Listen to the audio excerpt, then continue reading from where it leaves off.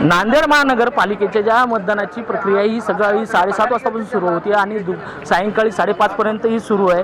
आपण बघू शकतो सध्या 5:30च्या दरम्यान जे मतदानाचा हक्क बजावण्यासाठी इथं आले आहेत त्या मतदारांना मतदान केंद्रावर मोठ्या प्रमाणात गर्दी केल्याचं आपल्याला दिसून येते। विशेषतः म्हणजे या ठिकाणी आतापर्यंत जर बघितलं सकाळी 7:30 ते 3:30च्या दरम्यान 41.65% मतदान झालं आहे आणि आता अखेरच्या 2 तास राहिले आहेत। त्यामुळे मतदारांनी जे 5:30च्या पूर्वी जे मतदार आपले मतदान केंद्रावर पोहोचले त्यांना मतदानाचा हक्क बजावण्यासाठी या ठिकाणी मोठ्या प्रमाणात पोलीस बंदोबस्त लावला। मतदाराव्यतिरिक्त कोणताही इथं मतदार दुसरा व्यक्ती आला नाही पाहिजे त्यासाठी पोलिसांनी सूचना केल्या आहे। त्यामुळे इथं या ठिकाणी मोठ्या प्रमाणात पोलीस बंदोबस्त लावण्यात आहे। आपण बघू शकतो मी सध्या पांडुरंग नगर या ठिकाणी आहे। या ठिकाणी जी जनता प्राथमिक जे स्कूल आहे त्या स्कूलमध्ये मोठ्या प्रमाणात मतदारांनी गर्दी केल्याचं दिसून येते आणि या ठिकाणी पोलीस बंदोबस्त मोठ्या प्रमाणात दिसून येते कारण येथे कोणताही या मतदान केंद्रावर अनुचित प्रकार घडू नये आणि तिथं कोणत्याही मतदाराशिवाय कोणता व्यक्ती अतिरिक्त येऊ नये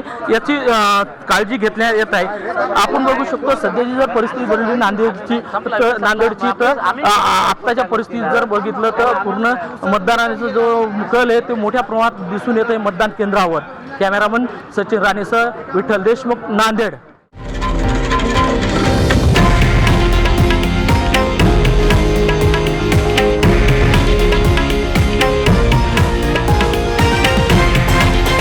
हे आहे देशातील नंबर 1 न्यूज नेटवर्क आणि आपण पाहत आहात TV9 मराठी, एकमेव।